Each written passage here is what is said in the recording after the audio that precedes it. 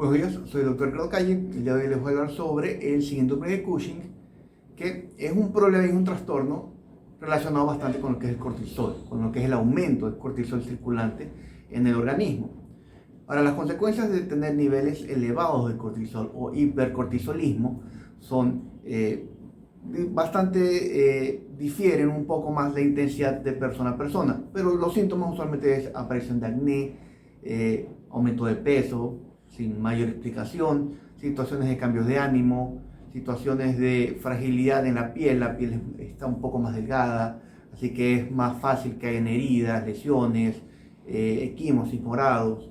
Hay situaciones de pletora facial, significa que la cara se vuelve un poco más redonda. Hay un fenómeno que se llama nuca de búfalo, que básicamente hay una acumulación de la grasa en la parte de la espalda, en la parte de la nuca. Hay presencia de estrías a nivel abdominal. La obesidad se vuelve un poco más céntrica, o sea, el abdomen es un poco más prominente. Hay situaciones también, por ejemplo, de osteoporosis en personas jóvenes. Hay cuadro de hipertensión también en personas relativamente jóvenes. Todos estos síntomas me deberían llevar a sospechar que hay un problema con el cortisol.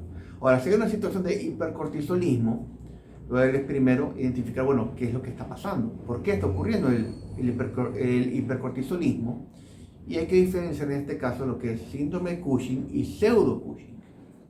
Ahora, un pseudo Cushing es un cuadro de hipercortisolismo, un aumento de cortisol por cualquier otro motivo que no es realmente relacionado a una parte hormonal verdaderamente propiamente dicho. O sea, situaciones que secundariamente elevan el cortisol. Por ejemplo, cuadro de alcoholismo, situaciones de depresión continua, depresión persistente, depresión severa, cambios de ánimo, problemas psiquiátricos, situaciones de enfermedades hepáticas crónicas, problemas de insuficiencia renal crónica o situación de una obesidad severa previamente. Todo esto aquí me va a llevar a un cuadro de un hipercortisolismo, pero por otro cuadro.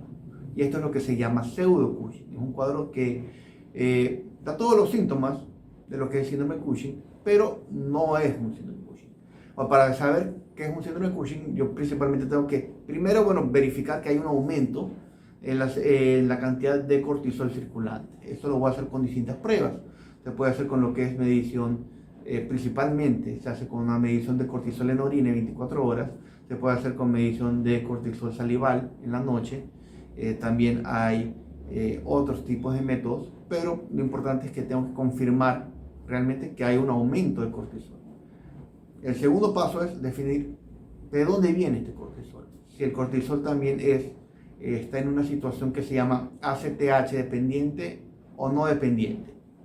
Es importante tener en cuenta todo esto aquí porque siempre, cuando yo voy a valorar la parte de cortisol, tengo que valorar también lo que es la hormona ACTH. Cuando yo digo que hay un cuadro de hipercortisolismo, yo descarto que hay una situación de pseudo Cushing. Y cuando yo digo que hay una situación de hipercortisolismo netamente ACTH independiente, yo me refiero a situaciones de adenomas o daño o problemas netamente localizados en lo que es glándula suprarrenal, o puede ser ectópico, puede ser en otros lugares, pero hay algo que está secretando cortisol, no está relacionado con ACTH. Ahora, cuando yo veo que hay un daño, un aumento en conjunto con ACTH, yo tengo que, bueno, este es un cuadro de hipercortisolismo ACTH dependiente. En este caso yo tengo que ver es lo que es en la parte pituitaria. Tengo que verificar, bueno, si hay adenoma, microadenoma, si hay otras alteraciones hormonales. Y es importante tener en cuenta que es un tamizaje distinto, es un tratamiento distinto. Muchas veces el cuadro de adenomas o problemas suprarrenales, cuando hay un problema de adenoma, el adenoma puede ser microadenoma pituitario, puede ser o un microadenoma o adenoma suprarrenal, o puede haber situaciones ectópicas. Significa que hay partes, por ejemplo, pulmonar, que hay un adenoma, hay una masa que está secretando cortisol. Es importante tener en cuenta que se debe hacer un screening, una revisión adecuada, siempre cuando se tengan estos síntomas. Volviendo de nuevo, ¿cuáles son los síntomas del hipercortisolismo? Es aumento de peso sin explicación, cambios de ánimo muy frecuentes, depresión, hay una letargia, básicamente la persona se siente mucho más lenta, hay fragilidad en la piel se vuelve mucho más susceptible a lo que es morados, lesiones, hay situaciones, puede haber caída de cabello, hay disminución de la libido, hay situaciones de osteoporosis, hay situaciones de hipertensión, hay bastante debilidad, hay bastante pérdida de fuerza, debilidad proximal, hay parte de lo que es pérdida de masa muscular proximal, o sea, básicamente la obesidad es central, o sea, la persona pierde lo que es tono muscular, en lo que es brazos, en lo que es piernas, está bastante débil, hay presencia de estrías, eh, hay, puede haber también situaciones de aumento de lo que es vello corporal hasta cierto punto, pero no es algo definitivo, eso también va relacionado con otros problemas hormonales.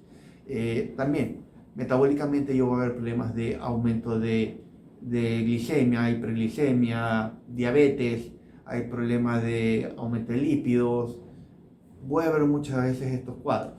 Es importante tener en cuenta todo esto aquí porque muchos cuadros de enfermedades y síndrome de Cushing no son identificados correctamente, no son tratados correctamente, sino que se trata las consecuencias. O, por ejemplo, se trata la hiperglicemia, se trata la diabetes, se trata la hipertensión, se trata la osteoporosis, se trata la obesidad, pero ese no es eso no es el motivo causal y es importante tener en cuenta porque muchas veces sí, esto va a llevar a situaciones que hay osteoporosis, hay mayor riesgo de fracturas, hay problemas hepáticos a futuro y una identificación y un tamizaje correcto ayuda a tener un diagnóstico mucho más temprano.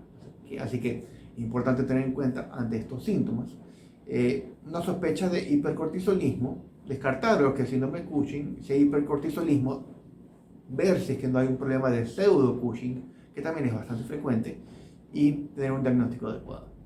Bueno, recuerden suscribirse, recuerden también que hay alguna sugerencia para cualquier video, lo que sea de medicina interna, de lo que es toxicología clínica, entomología clínica, y también lo mismo, así que es algún otro video sobre lo que es el manejo de sustancias de abuso o lo que es un cuadro específico de sustancias de abuso, pueden escribirme, dejarme un mensaje y con gusto voy a hacer un video al respecto.